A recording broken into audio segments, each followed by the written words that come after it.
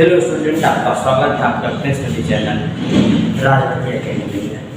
आज हम लोग पढ़ेंगे कि डिटर्मिनेशंस ऑफ सेल कांस्टेंट। ठीक, इससे पहले वाले लेक्चर में केवल सेल कांस्टेंट पढ़ाकर हमने उस सेशन को एंड किया था। कुछ वर्क था, इसके अलावा एक्सटर्नल कुछ समस्याएं भी थी, इसके कारण हमने क्या क्या बंद कर दिया। लेकिन आज हम लोग पढ़ेंगे कि how we can determine the cell constant and or transport number। Transport number क्या और द सेल कांस्टेंट क्या, यही दोनों टॉपिक है इस सेशन में। और यह दोनों टॉपिक एग्ज़ाम के पॉइंट ऑफ व्यू से काफ़ी ज़्यादा महत्वपूर्ण है, बहुत इम्पोर्टेंट। इसके अलावा यह टॉपिक काफ़ी बेहतर भी है, जो ग्रेजुएशन के स्टूडेंट के लिए बेहतर होता है। तो चलते हैं हम लोग सबसे पहले कि डिटर्मिनेशन ऑफ सेल कांस्टेंट के बारे में पढ़ते हैं। लिखिए determination of cell constant question.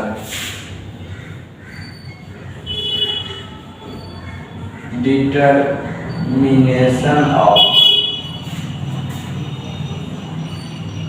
Cell constant.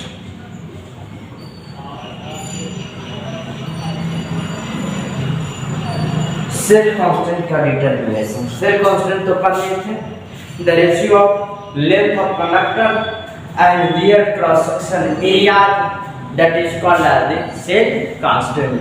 तो यही क्या कहलाता है? सेल कांस्टेंट कहलाता है। यहाँ पर लिखे थे कि cell constant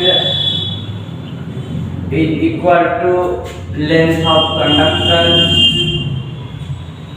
length of conductor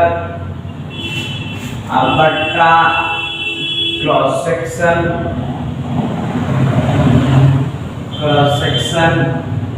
areas of conductor बराबर, यानी कि एल बटा ए। यही था। अब कह रहा है कि डिटर्मिनेशन ऑफ सेल कांस्टेंट। तो आप लोग बिल्कुल समझ के होइएगा कि किसी भी कंडक्टर की लेंथ को मालूम करके और एरिया को मालूम करके हम आसानी से सेल कांस्टेंट डिटरमाइन कर सकते हैं। तो वह सेल कांस्टेंट केवल और केवल हम लोग फिजिक्स में बेहतर तरीक़ा से कैलकुलेट कर सकते हैं। लेकिन यहाँ पर जो हम लोग को दे देता है इलेक्ट्रोड का सेल कांस्टेंट, जैसे कि दे दिया कि Zn रॉड को Zn में हम लोग डुबाए, तो इसका सेल कांस्टेंट कितना निकलेगा। अब इसके कैलकुलेट करने में काफ़ी ज़्यादा बेहतर कठिनाई होती है। The determination of cell constant is very interesting. The exact value of length of the conductor and the cross section area of conductor is known, then we can calculate the cell constant. But लेकिन the measurement of this dimension is to be very difficult. Therefore, indirect method is employed to determine the value of cell constant. Now the calculation is very difficult, that is the length of conductor and the cross section area of conductor. Under such condition, second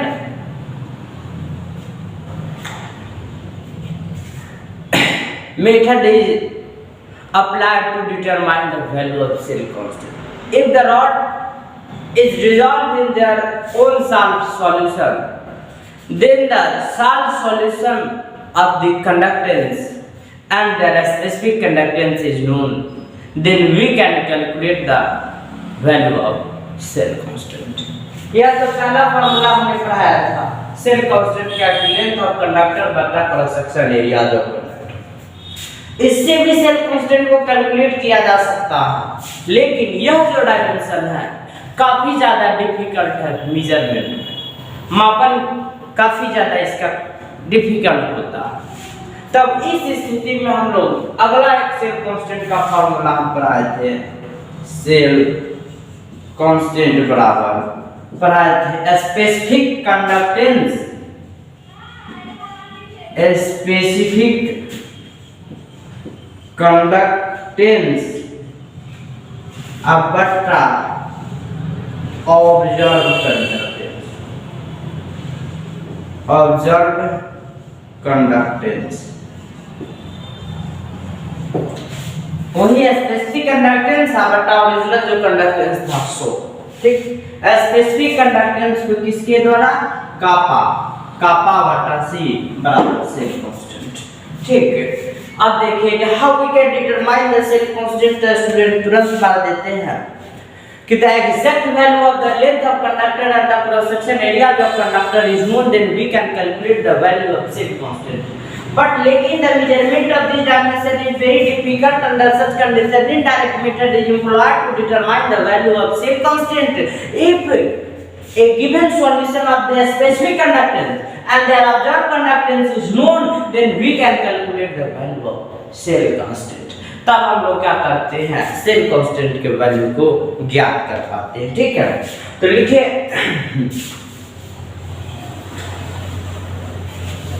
क्या कहा है, determination of cell constant.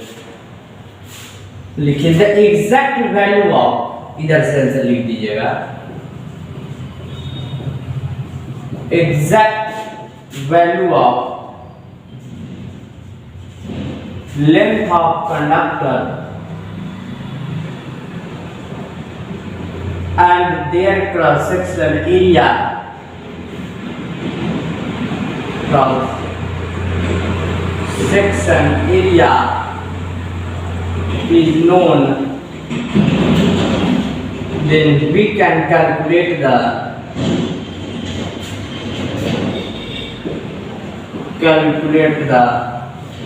value of cell constant. But लेकिन the measurement of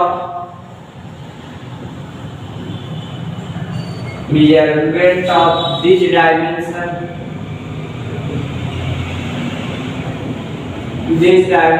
is very difficult. Under such condition,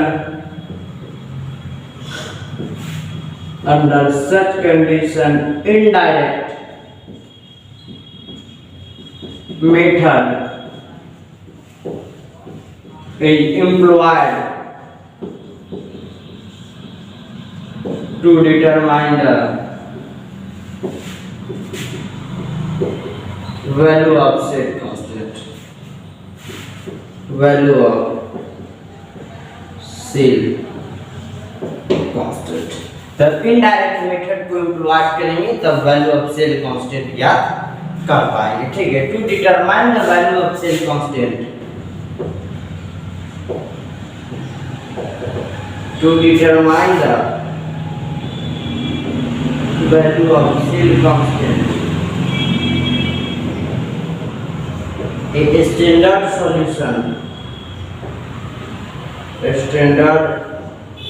solution of a specific conductance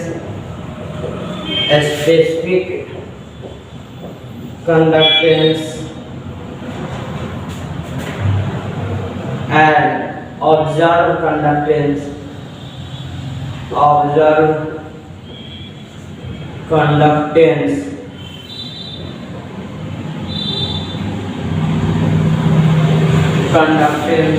is known, then we can calculate the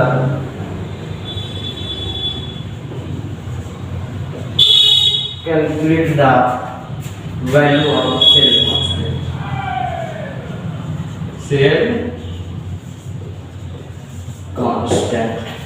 ठीक है। अब देखिए कहा determination of cell constant. Cell constant को कैसे determine कर सकते हैं, फॉर्मूला पहले था cell constant is equal to the length of conductor and the cross section area यानी कि L बटा। लेकिन इस फॉर्मूले से हम लोग सेल कांस्टेंट नेवर कंडीशन किसी भी स्थिति में ज्ञात नहीं कर सकते। एक्सपेरिमेंटल पर्पस से उसको हम लोग प्रायोगिक विधि से कभी नहीं ज्ञात कर सकते। ऐसे तो न्यूमेरिकल वैल्यू अगर दे दिया तो आसानी से कैलकुलेट हो जाएगा, लेकिन एक्सपेरिमेंटल प्रोसेस से इसको कभी भी डिटरमाइन नहीं किया जा सकता। अंडर सच कंडीशन, तब इस प्रकार की स्थिति में हम लोग इनडायरेक्ट मेथड से हम क्या करते हैं, cell constant, that is cell constant बराबर स्पेसिफिक कंडक्टेंस बटा ऑब्जर्व कंडक्टेंस। देखिए the exact value of the cell constant, ठीक, and their cross section area is known, then we can calculate the value of cell constant. But लेकिन the measurement of this dimension is very difficult, काफी ज्यादा difficult. Under such condition, तब इस प्रकार की स्थिति में indirect method is employed to determine the value of cell constant. ठीक है, to determine the value of cell constant, a standard solution of a specific conductance and observed conductance is known, then we can calculate the value of cell constant. तब हम लोग क्या कर सकते हैं, value of cell constant आसानी से ज्ञात कर सकते हैं।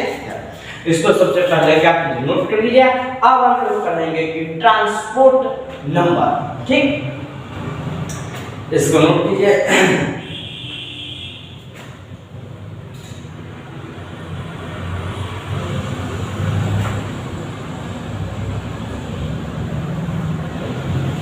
नोट कर लीजिए। अब लिखिए ट्रांसपोर्ट नंबर।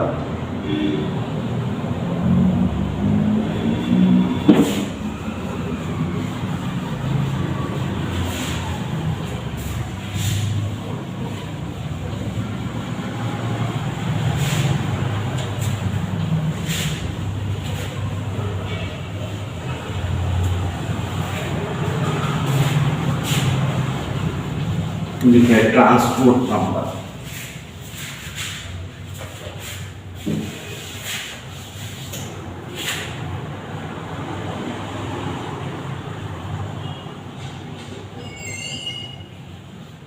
ट्रांसपोर्ट नंबर लिखिए answer. The fractions of total current, the fraction of total current carried by an ion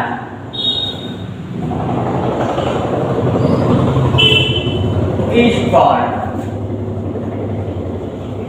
transport number, is called transport number.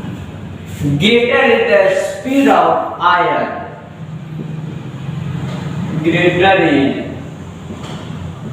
is speed of ion, higher will be current carried,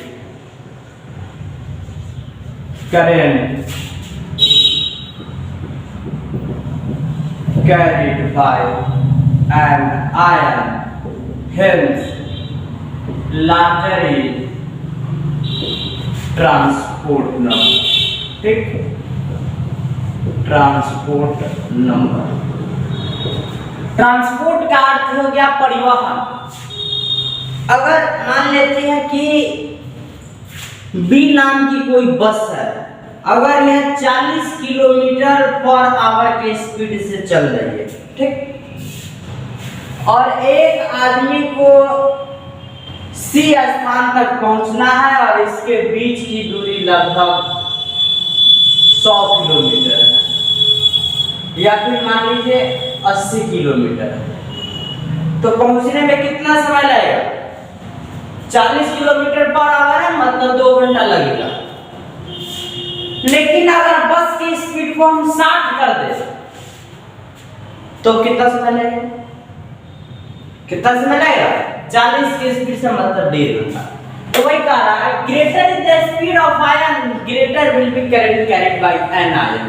जितना ज्यादा बस का speed होगा उतना ही कम समय में हम लोग उस दूरी को तय कर लेंगे, और जो उसमें सवारी भी है वो अपने घर में तुरंत पहुंच जाएगा। सब काम तेजी से ही होगा। Greater is the speed of ion, greater is the speed of ion, higher is the current carried by ion. ठीक, जितना ज्यादा आयन का स्पीड होगा उतना ज्यादा करंट को कैरी करेगा ion. Hence greater is the transport number, और उतना ही लार्जर क्या आ जाएगा ट्रांसपोर्ट नंबर, उसी पर का। जितना तेजी से बस जाएगी उतना दूरी तेजी से कमेगी दूरी, उतना ही तेजी से व्यक्ति अपने अप्रोच पहुंचेगा, अपने पोजीशन पर पहुंचेगा। यानी कि सब किस पर निर्भर है? बस की गति पर निर्भर है। ए कोई बस है, इसको बी कोई बस है, इसको ए बिंदु से सी तक जाने में 2 घंटा का समय लगता है। ए बिंदु से सी के बीच की दूरी 80 किलोमीटर है। ठीक, अब अगर इस बस के स्पीड को हम 60 कर देते हैं तब यह बस मात्र 1.5 घंटा का समय लेगी। 1.5 घंटा का समय बिल्कुल लेगी। अब देखिए, यानी कि बस के स्पीड को जब भी हम लोग क्या कर रहे हैं, बढ़ा रहे हैं, तो दूरी बहुत तेजी से कम रहा है, और इसमें जो सवारी भी है वह तुरंत पहुंच रहा है। यानी कि सब किस पर निर्भर है? तो बस की चाल पर निर्भर है। जितना तेजी से बस जाएगी उतना तेजी से दूरी घटेगी, उतना ही तेजी से व्यक्ति अपने स्थान पर पहुंचेगा। तो यही ट्रांसपोर्ट नंबर है। The fractions of the total current carried by an ion is called as the transport number, Hittorf number and transference number. Greater is the speed of ion, greater is the current carried by an ion, hence higher is the transport number. ठीक, लिखिए आप।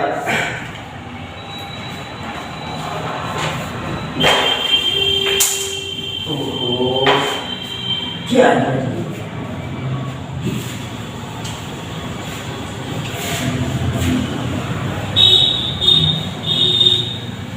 अब लिखिए, if यदि speed of cation is u, if यदि speed of, ठीक,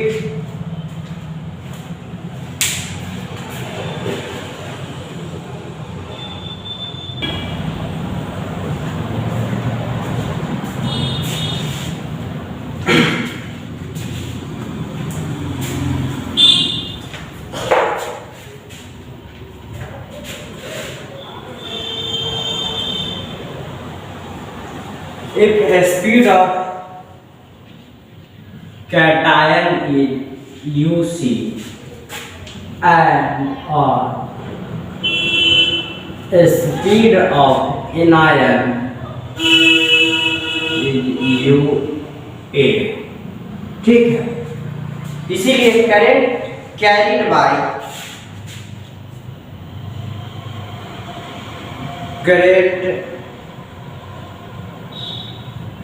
carried by anion directly proportional as speed of anion, यानी कि स्पीड ऑफ एनायन तो यानी कि डायरेक्टली कांस्टेंट को हटाएंगे, हायर आयन का क्या आ जाएगा यू ए। इक्वेशन कितना आ गया? फर्स्ट क्या आ जाएगा? Current carried by anion, current carried by anion. अब क्या पढ़ेंगे? इसीलिए current carried by cation, current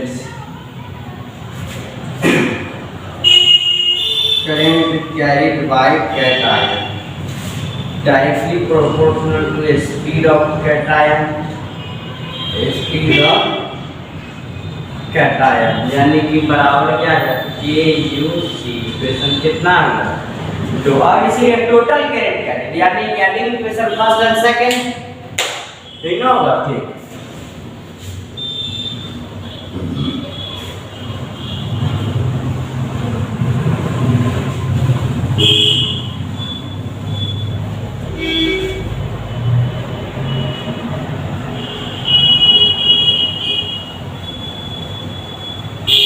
अब देखिए, adding equation first and second repeat करें।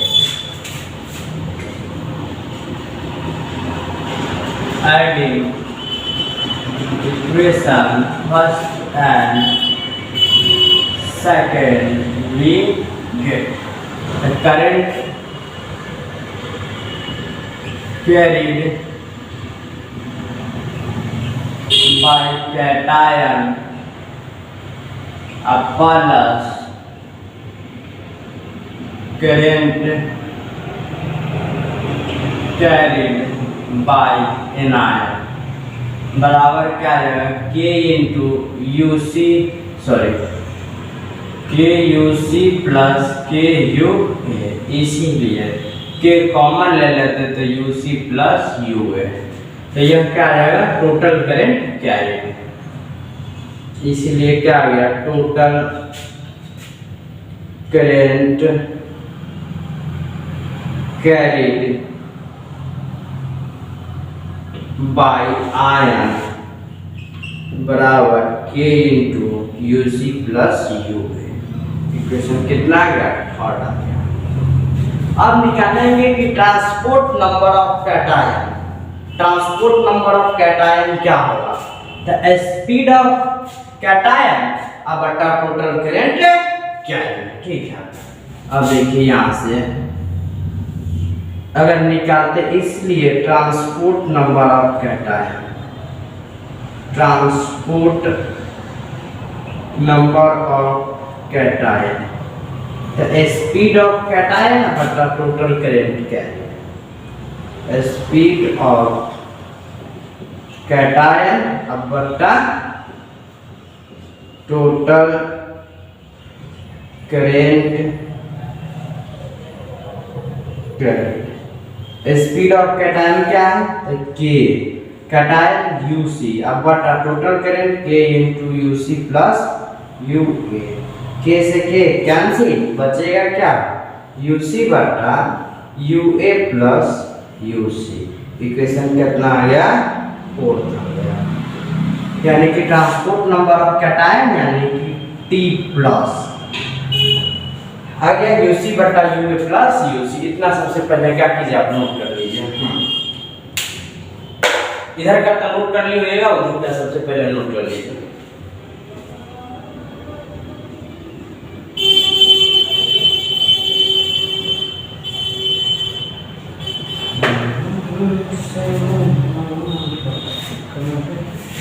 नोट कर लीजिए।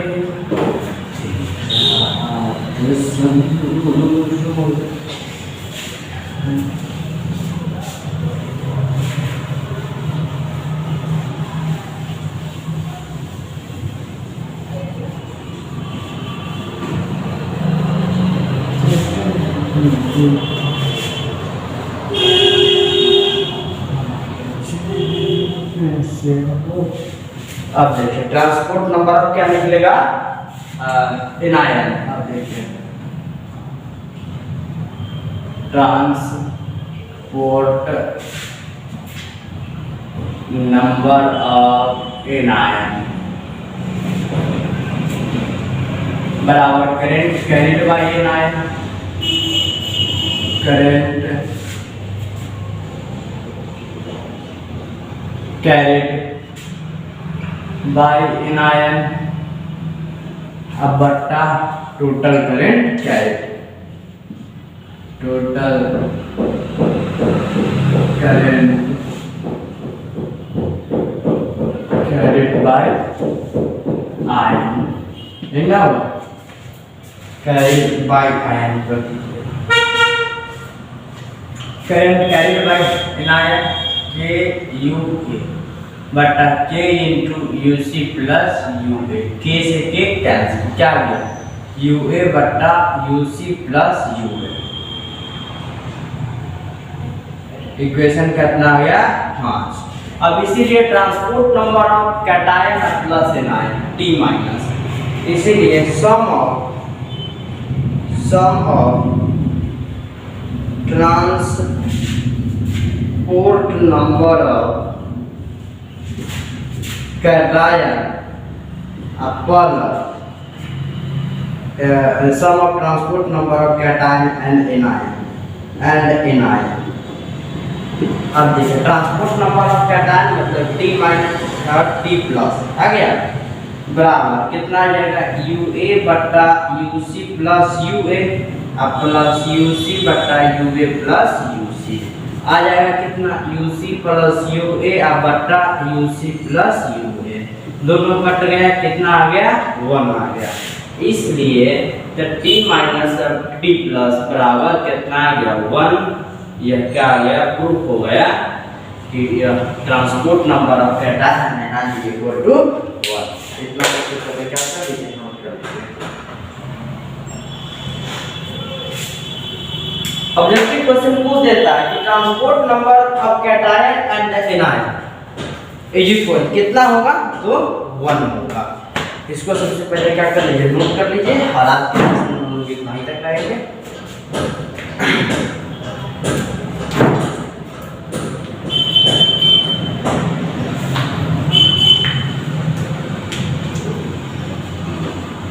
तो नोट कर लीजिएगा। कोई कंफ्यूजन हो तो जरूर आप लोग क्या कीजिए कमेंट कीजिए।